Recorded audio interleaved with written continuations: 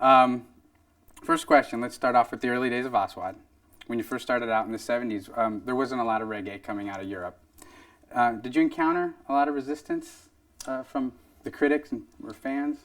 Well, basically, I mean, as Drummy's always said, it wasn't so much from the fans because we had to build that base in the first place. It was more from the elder generation of black people who were in England. Basically thought then most of reggae music comes from Jamaica, so why would you want to start a band in England and play reggae? I mean, play R&B or play soul or rock music. Why reggae? But then we'd always been inspired by bands like Burning Spear, Dennis Brown, Bob Marley and the Wailers, Abyssinians. And well, we grew up in England, and that's the choice we made. We wanted to play reggae music. And we decided by doing that, by telling our own story from England, not singing about, you know, Trench Town, Jamaica, because we hadn't been there at that point. So we could only talk about what you knew, what we knew, basically. Yeah. And also, in Jamaica, when we found out later on in time that Jamaican studios are built and made and set up all the time to record reggae music. So when you want to make reggae in England, you have to go to the studio, set up the drum set, the amplifiers, and try to get a sound. So people weren't when you went in there to record the first time. I'm sure there were people didn't understand the technology. It was a nightmare. That was always our hardest fight too, is to get the sound basically. Get the sound. Don't make the monitors go past the green. Yeah. If it goes into red, it's over. Yeah. And reggae music is about going over that. On the edge, It's on the edge. Yeah, it's on the edge. On that limit. How did you know of this? How did you know about the technical aspects of recording reggae music? Well, basically, we didn't know the technical aspects in the beginning. We just knew a sound that we wanted to get. It was the sound we've been hearing from Jamaica, and it's the sound that we said, well, this is what we want to play. This is what we want to do. And you go into the studio and say, but that doesn't sound like what we want to hear. Yeah. So it was just a trial and error thing, and eventually you figured it out. And then you start figuring it out. Yeah, if you clip the bass in the red, right, it might be in the red, but it sounds right. Right. So leave it. And basically, our college was a place called the dance halls or clubs, where you would have these sound systems playing extremely loud, heavy reggae music. And this is where we heard the music, and that's how it should be. And this is how we learnt it. And that's where you fell in love with the that's sound. how we fell in love with the whole sound. Yeah.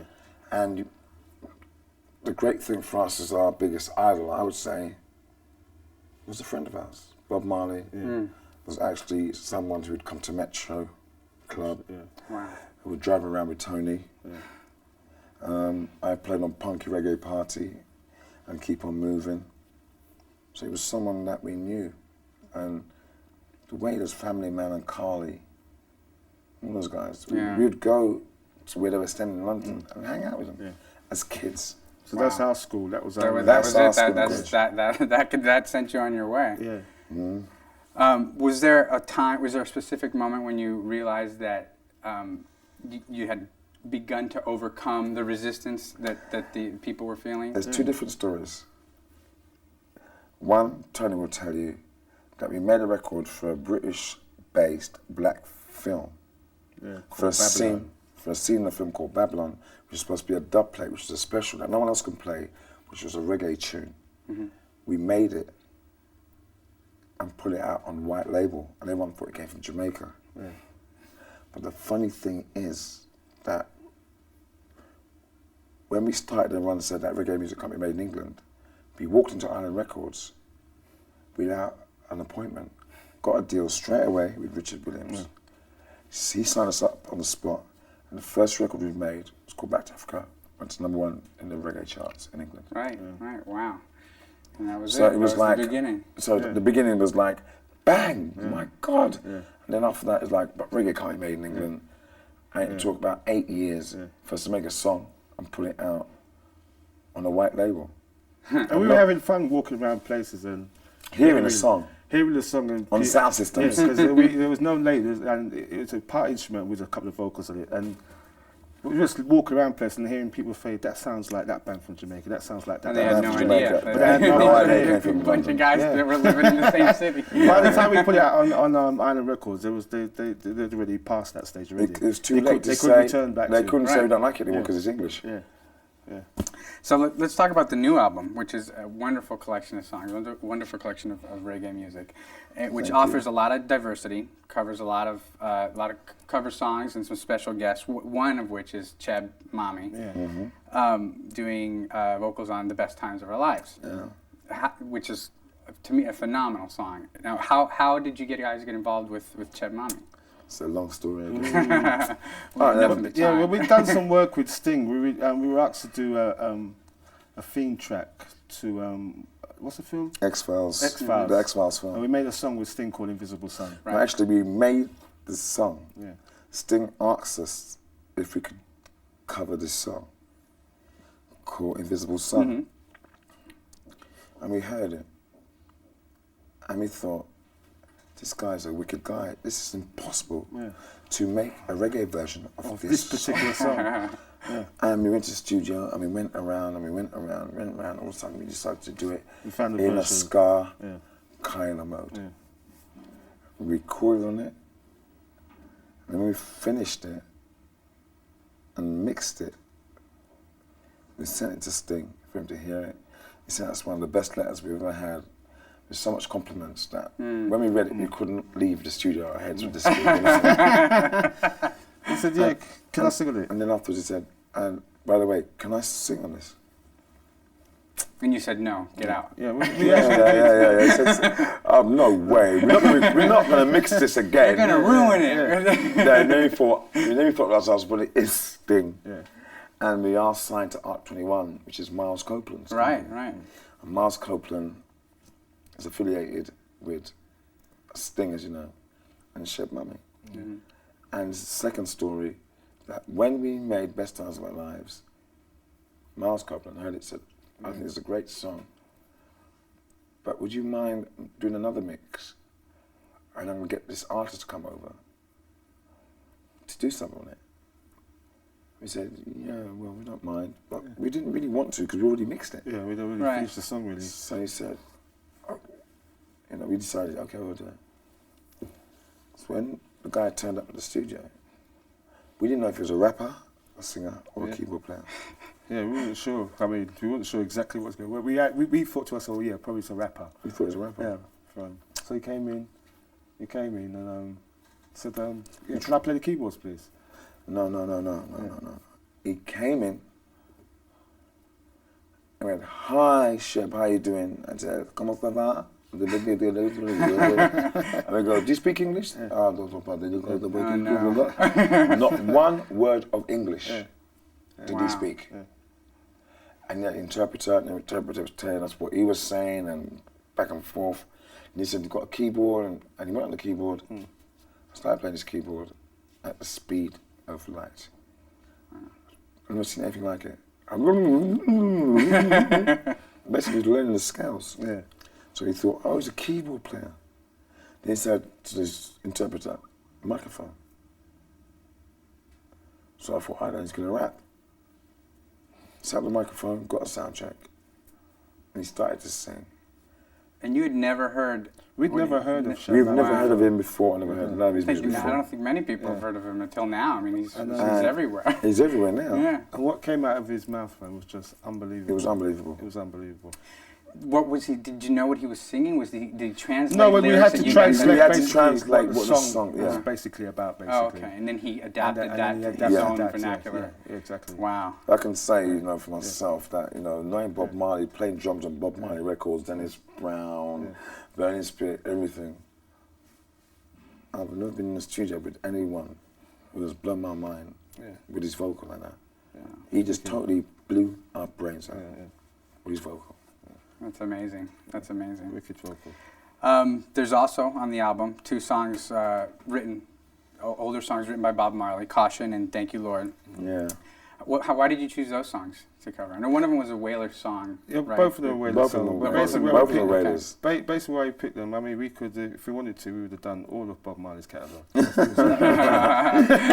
would have been a cop-out. The lot is that wicked. Basically, we chose those two songs because they were just two wicked songs that, you know what I mean? I mean, we've always checked for Bob Marley, and the work speaks for itself. Tony's a bit too modest. I'll tell you what. We've done Caution, because Caution is one of the songs that made Aswad get together as a band. How so?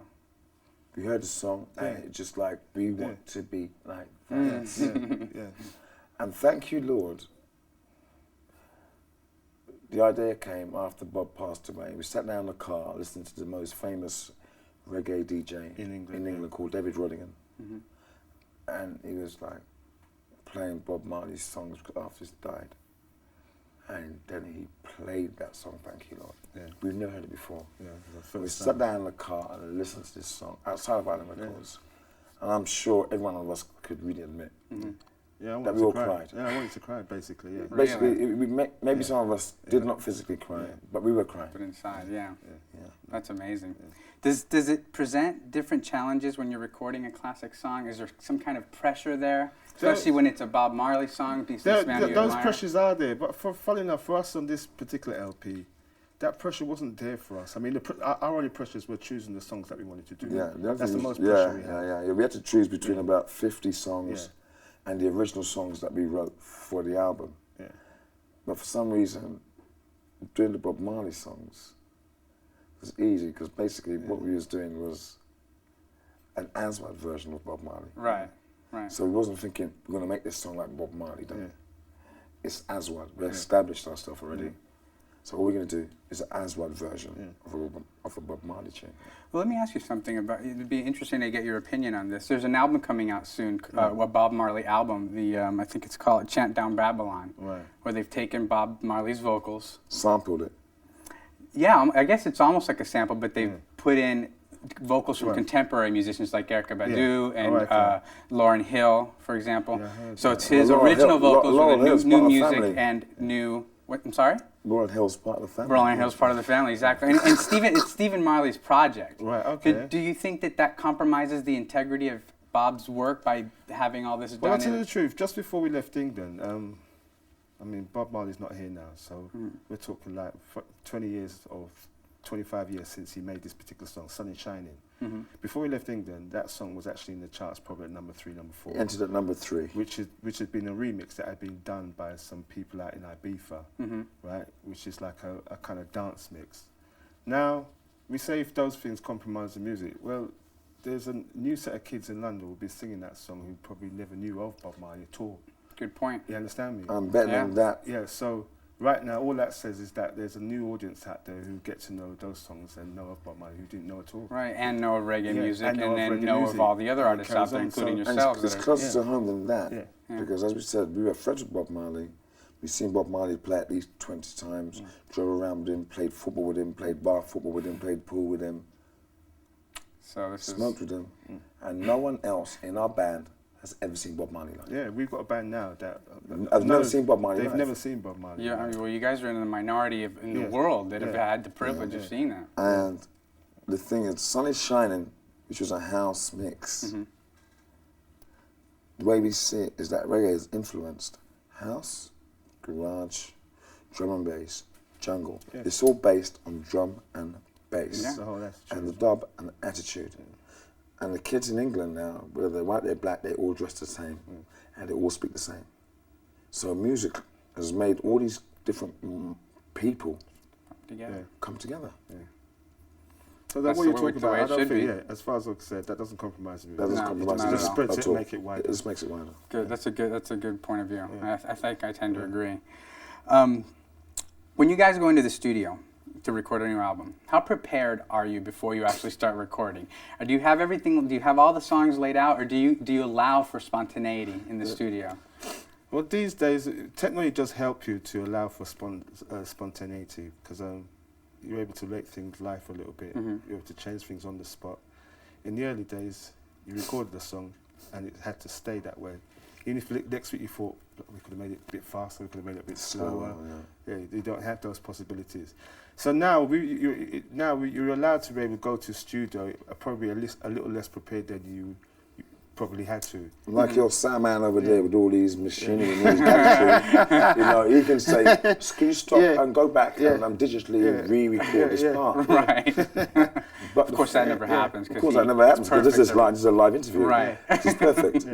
But the funny thing is, I would say our most acknowledged, our most famous songs so far, one of them is called Dub Fire, which Dennis Brown sang on and called it Promised Land, which is on New Chapter of Dub.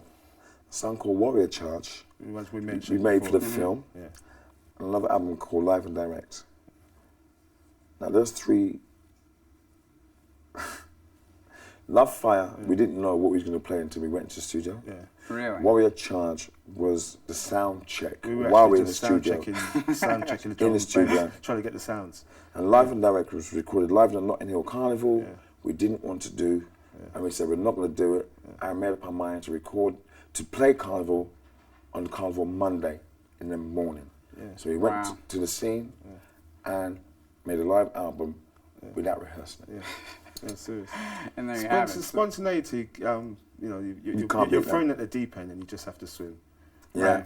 You know what I mean? I think if you talk to a lot of songwriters, you'll find that most of their best songs are songs that came to them in 5 minutes. Right, exactly, as opposed to toiling over it weeks or months or whatever it is. Exactly. Now, speaking of some of these classic songs, these great songs that you've just mentioned, there's so many. You guys have quite a few songs that I think people expect to hear every time you play. You've been playing them for a long time. Totally. Does it ever get tedious playing these songs over and over again? Well, in the year 2000, we're going to be 25 years old as a band, which is like they're calling the Silver Jubilee. And to be honest, the reason we're here now doing this interview, talking to you and doing this Sting Aswad tour, because we love playing music. And any song we've made, we back it up. And if you have to play it 5,000 times, we'll play it 5,000 times. Yeah, there's times when we'll be on stage and we'll probably start a song, and all of a sudden you just feel like, oh, I don't feel like playing this. No, we're just going to change it in the middle of the song. No one notices. And the audience think, what a great bit of arrangement. They don't realise that we've decided that we're just fed up of the arrangement we've been doing for like 15 years, that we're going to change it. Well, that's, I was going to ask you, are there any songs that are still as exciting to play as it was when you first started? But obviously, right now for us, all the songs are just exciting. If you come to any of our live shows while we're doing this tour in America, every song we do, we enjoy playing. We enjoy it. And we're excited. Now, what do you think of the state of reggae today? And do you think there's enough awareness of this music and Well, put it this way, I think people are aware. I mean, I don't think people are aware of the amount of influence reggae has had on all the rest of music. Right, you guys were saying earlier. You understand me? So when we say the state of reggae, there's still a lot more to come from reggae. I mean, there's not as many bands now. I mean, technology's seen to that basically. You don't have to have a band to make records these days. When we started out, you had to have a band, basically. So there's not as many bands as such. But I mean, we tour around America, we tour around Japan. I mean, there's reggae's out there, it's flourishing. Yeah, we still need a bit more work from the record companies to make it big where it should be. Really. To be honest, reggae is so huge that it's past you without you realising. The Fugees come from the Caribbean. Yeah. They started with playing reggae. Lawrence Hill attitude is reggae. It's all about hip hop attitude is reggae, Jamaican style DJs. Simply Red was originally a reggae group. And here they are. Yeah, so although the influence is there and it's all... You just need someone to believe in one of the original reggae acts. I.e. us. Right. And say, to get back to the roots. My God, we're missing out here. You got one of the guys who can really do it all and put you all behind them. Because someone had to believe in Simply Red, someone had to believe in Lauryn Hill. Bob Marley. I mean, the whole world knows Bob Marley. Yeah, the because whole Chris world. Blackwell Yeah. believed Yeah. in Bob Marley. Yeah. Well, the new album is fantastic again. Like I said, it's a wonderful record, and the tour. And congratulations on the tour. I know it's going very well. We're enjoying ourselves here. And I know you guys are very tired from traveling all day, and I'm sure. Yeah, we've got a sound check to do actually. We've You got do have a sound check tonight, so I'm sure. No. Yeah, you have a sound check. Very soon, Yeah. very soon. But one thing I must say that the same thing I can say about Bob Marley and the Wailers and Chris Blackwell. I think for the first time, Aswad has someone behind them who sees us in that same light. Miles Copeland. Miles Copeland, who runs and owns Arc 21 Records. Yeah, and I think he's a smart enough guy and a shrewd enough guy to know, right? He has got a band. He has a vision, and I mean, He's got a vision, and to be honest, we're here. We started the tour supporting Sting. Mm-hmm. We haven't been here for years, and we've done the Sting shows, and to be honest, sometimes the shows feel like our show, and then Sting comes on and blows it away, and then in our own gigs, half of his fans turn up at our gigs now. So we've been converting Sting's fans. We're not nicking them. Right, no, but just adding, they have one more band that they love, one more musician. And basically, I know Miles sees that. Yeah. So hopefully, I can't say hopefully, I am sure. I'm sure we're too. coming back. We're coming back, live and direct. Very It's cool. not, it won't be a Roots revival, it'll just be revival.